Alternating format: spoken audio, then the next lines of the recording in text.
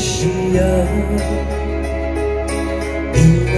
하늘의 시야 chẳng hồn đi là số bần tình cả xin thân cả hai là một thì Makhangachei cả xin liền ngã đời Makhangachei lấy sát miền bay đà cả hợp tình tình nó vì nó là đời ôm thủy đi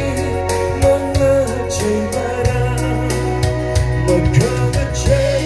cả xin liền ngã đời Makhangachei lấy sát miền bay đà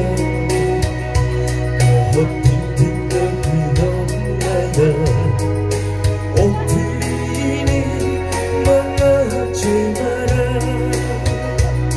ôm thủy nên lá đau ngực chạy đi lấy sát vì ngực chạy đi yêu mình vang lỡ mơ tha mây thủy mây yêu trong ngang ngang lên đi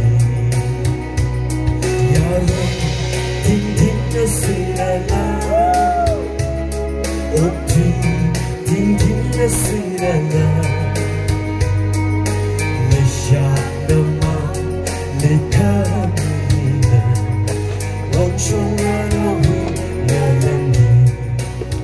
Makhangachei cả xin liền ngã đời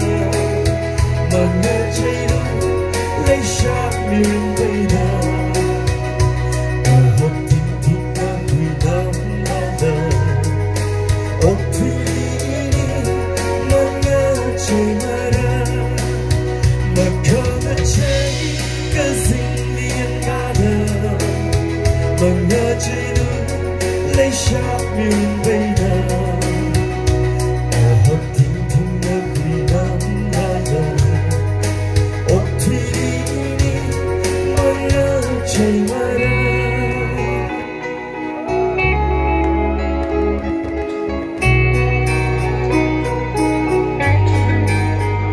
Last song.